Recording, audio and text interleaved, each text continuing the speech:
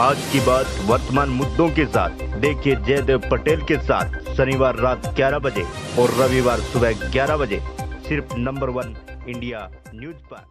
नमस्कार व्यूअर्स, मैं जयदेव पटेल और आप देख रहे हैं नंबर 1 इंडिया न्यूज। आज की बात वर्तमान मुद्दों के साथ के इस खास कार्यक्रम में आज हम बात करेंगे जम्मू कश्मीर में धारा 370 हटने के बाद पहली बार कहीं न कहीं विधानसभा चुनाव होने जा रहे हैं, जिसकी तारीखों का ऐलान आज इलेक्शन कमीशन की तरफ से कर लिया गया है। ऐसे में इसको लेकर बीजेपी कितना कुछ तैयार है और साथ ही बीजेपी इस बार इस खास कर विधानसभा चुनाव को लेकर 370 का जो मुद्दा रहेगा वो कितना फेवरेबल रहेगा बीजेपी के लिहाज से, इन्हीं तमाम मुद्दों पर बात करने के लिए हमारे साथ खास मेहमान जम्मू कश्मीर के पूर्व उप मुख्यमंत्री डॉक्टर निर्मल कुमार सिंह। डॉक्टर निर्मल कुमार सिंह जी, आपका बहुत बहुत स्वागत आज हमारे प्रोग्राम में। बहुत बहुत धन्यवाद जयदेव जी। डॉक्टर निर्मल कुमार सिंह जी, आपसे मेरा पहला सवाल है कि जम्मू कश्मीर की चुनावी तारीखों का ऐलान हो चुका है, इसको आप कैसे देखते हैं? देखिए, बहुत खुशी की बात है कि इलेक्शन कमीशन ऑफ इंडिया ने जिस तरीके से प्रधानमंत्री जी ने हमें प्रॉमिस किया था, हमारे गृह मंत्री जी ने भी जो है पार्लियामेंट में ये बात कही थी और माननीय सुप्रीम कोर्ट में इसका रेफरेंस आया कि 30 सितंबर से पहले पहले ये इलेक्शन हो जाएंगे, तो उसी प्रकार की घोषणा हुई है। हम इलेक्शन कमीशन ऑफ इंडिया का बहुत बहुत आभार प्रकट करते हैं। हम इंतजार कर रहे हैं कि कब ये जब भी इलेक्शन होके 4 अक्टूबर को जब यहाँ पोलिंग हो जाएगा और भारतीय जनता पार्टी अपनी सरकार बनाएगी और नरेंद्र भाई मोदी की सरकार, केंद्र की सरकार और जम्मू कश्मीर की भारतीय जनता पार्टी की सरकार जो है डबल इंजन की सरकार, जो जम्मू कश्मीर जो पिछले सालों में जो है डिस्टर्ब हुआ था, जहाँ पर तरक्की तामीर के ऊपर एक किस्म का जो है एक रोक दिया गया था, उसको रिकंस्ट्रक्ट करने के लिए जो यहाँ 50,000 लाशें गिरी है, इस प्रकार का माहौल उसको ठीक करने के लिए जो है ये इलेक्शन में बीजेपी अपनी सरकार बना के डबल इंजन की सरकार जो है एक उसको रिकंस्ट्रक्ट करेगी, उसका हम इंतजार कर रहे हैं जी।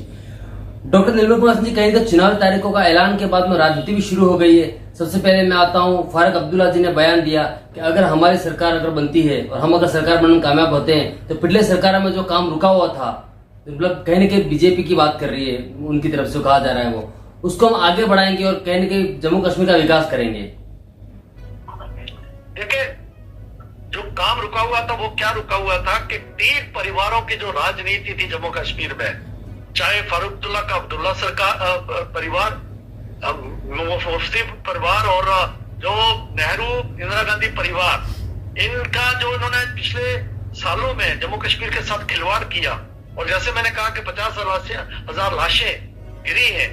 तो उसको जो रुका हुआ काम है उसको फिर से जो है ये शुरू करना चाहते हैं। अपना पुराना एजेंडा, सेल्फ रूल चाहिए, हमें ऑटोनॉमी चाहिए, हम चीन की मदद से ऑटोनॉमी लाएंगे,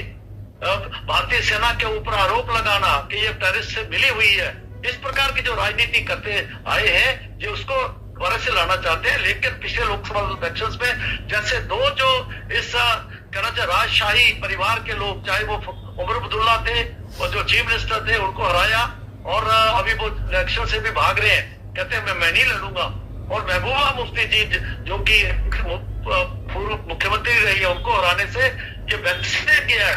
कि इनका जो राजनीति चलेगी नहीं और लोग चाहते हैं कि जहां पर जो एक तरक्की तामीर के, शांति के और नौजवानों को रोजगार देने से टूरिज्म बढ़ रहा है, 2 करोड़ लोग यहाँ टूरिस्ट आए हैं, रमजान की यात्रा जहाँ बड़ी सफलता से हुई है, पीछे जो है जिससे मुहर्रम का जुलूस निकला और पहली बार इतिहास में इस प्रकार की बात हुई है। अब देखो हर घर तिरंगा चल रहा है। 15 अगस्त जिस प्रकार से हर्षोल्लास से मनाया गया है कश्मीर में, जम्मू में तो बनता ही था जी। तो ये सारी बातें हैं, अगर इनको वो रुका हुआ कहते हैं तो वो रुका हुआ नहीं है, वो चलेगा और धड़ल्ले से चलेगा। लेकिन इनकी राजनीति जो है वो जो चलाना चाहते हैं उसको जो है उस पर परमानेंट अंकुश लगेगा जी। डॉक्टर निर्मल कुमार सिंह जी, इसी पर उमर अब्दुल्ला का बयान सामने आया। उन्होंने तो यहाँ तक कहा कि जब तक जम्मू कश्मीर को पूर्ण राज्य का दर्जा नहीं दिया जाएगा तब तक मैं चुनाव नहीं लड़ूंगा। हालांकि मेरी पार्टी जरूर चुनाव लड़ेगी, इसे क्या मायने आप देखते हैं? देखिए, लोकसभा में इलेक्शन में तो लड़े थे, तब तो यहाँ यूटी था, तब क्यों लड़े? वो जो है अपना मुंह छुपा रहे हैं इस डिमांड के पीछे कि मुंह छुपा रहे हैं मैं नहीं लड़ूंगा, क्योंकि उनको अपना पता है कि मेरा क्या अंजाम होगा, कश्मीर के लोग उनका क्या अंजाम करेंगे जो पहले उन्होंने किया है, ठीक है ना। तो इसलिए ये सारी बातें हैं। बाकी ठीक है, उनकी पार्टी का फैसला है, उमर अब्दुल्ला साहब का फैसला है, वो क्या करते हैं। लेकिन इस प्रकार से कोई बड़ा जो है हम जो है वो ये बहुत बड़ा शहादत हम देने जा रहे हैं, इस प्रकार की बात देने का लोगों को समझ नहीं आती। और जब भी उपयुक्त समय आएगा स्टेटहुड मिलेगी जी। क्योंकि एक मुझे लगता है कि एक बड़ा सोचा समझा एक जो एक कदम था, जो कदम ऐसा है कि जो स्ट्रेटेजिक तौर पर लिया गया था। तो इसलिए जो है जब भी उपयुक्त समय आएगा, जब प्रधानमंत्री ने हमें आश्वासन दे दिया और जब गृह मंत्री जी ने कहा है कि स्टेटहुड मिलेगी तो मिलेगी, फिर उसमें उबरदुल्ला का इलेक्शन लड़ना नहीं लड़ना जो है बेमानी होता है। जी डॉक्टर निर्मल कुमार सिंह जी, इसी पर आगे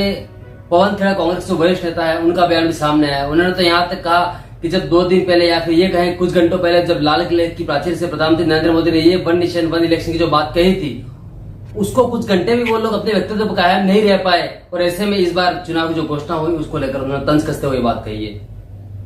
देखिए पवन खेड़ा जी अनाप शनाप की बातें करते हैं। पहले कहते थे आखिरी दम तक ये कहते रहे नहीं इलेक्शन होंगे नहीं इलेक्शन होंगे और ये इलेक्शन नहीं कराएंगे, भाग रहे इलेक्शन से। जब हम इलेक्शन लड़ने की घोषणा भी हो गई है उसके बावजूद इस प्रकार की राजनीति करना, क्योंकि जब सुप्रीम कोर्ट में ये बात आ गई, जब इलेक्शन कमिश्नर ने सब कुछ स्पष्ट कर दिया, क्योंकि ये लोग हैं उन लोगों के पास जाने के लिए मेरे पास कोई मुद्दा नहीं है, क्योंकि जिस प्रकार से लोगों ने यहाँ बदलाव आया है 5 अगस्त 2019 के बाद उसको स्वीकार किया है। और लोकसभा इलेक्शन जिस प्रकार से उन्होंने भारतीय संविधान और भारतीय लोकतंत्र में जम्मू कश्मीर के लोगों ने, विशेषतौर कश्मीर के लोगों ने जो है अपना